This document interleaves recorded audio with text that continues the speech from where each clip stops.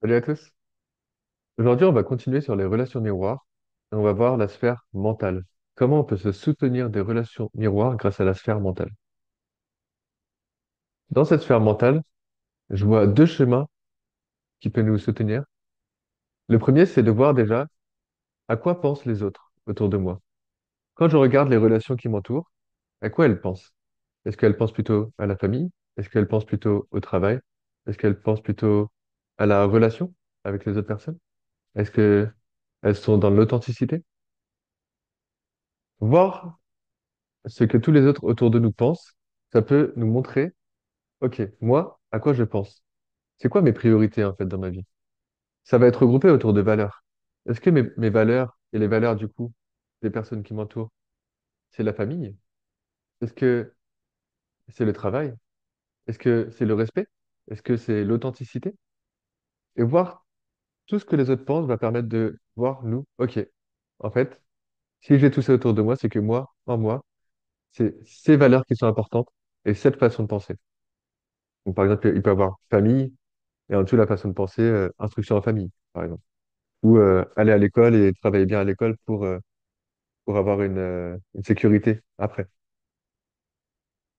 Donc ça, c'est le premier point où on va se regrouper entre personnes qui ont les mêmes valeurs, les mêmes idées.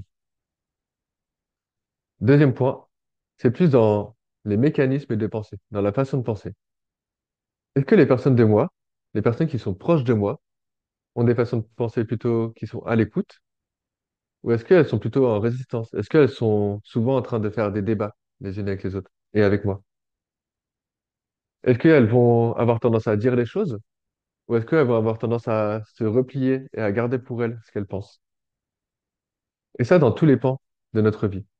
Et si je vois que les personnes autour de moi, comme par exemple, pour moi, je me suis entouré de personnes qui sont à l'écoute, c'est-à-dire que moi, je chemine vers l'écoute et que je suis à l'écoute. Quand j'ai un miroir de personnes qui sont plutôt individualistes, c'est-à-dire que moi, je vais avoir tendance à être individualiste. Et dans les façons de penser, ça va mettre en lumière mes mécanismes de pensée. Est-ce que je suis dans la résistance avec l'autre? Est-ce que je suis dans le rejet? Est-ce que je vais prendre de la distance? Ou est-ce que je vais aller vers l'autre? Et grâce aux autres, grâce aux personnes qui vont interagir avec nous, ça va me montrer comment moi je suis, comment moi je fonctionne. Donc, par exemple, aujourd'hui, je peux voir qu'autour de moi, je fonctionne avec des personnes qui sont à l'écoute, qui vont avoir tendance à se soutenir, qui vont avoir tendance à aller voir en elles, à prendre la responsabilité de leurs émotions, et donc à de moins en moins projeter. Et ça, c'est mon monde d'aujourd'hui. Et il y a d'autres pans où je vais rencontrer des personnes par-ci par-là qui vont être dans le débat, ou par-ci par-là qui vont nier des choses. Et là, ça veut dire que j'ai des pans en moi à aller voir des parts de moi à aller voir pour moins nier, si j'ai envie de moins nier, ou de moins être dans le débat, si j'ai envie d'être moins dans le débat. Et plus je rencontre des personnes dans le débat, plus c'est présent en moi. Plus je rencontre des personnes à l'écoute, plus c'est présent en moi. Donc là, je vous invite à faire ça, à voir déjà quelles valeurs, à quoi pensent les personnes autour de vous premièrement, pour voir ce que vous pensez et quelles sont vos valeurs prioritaires.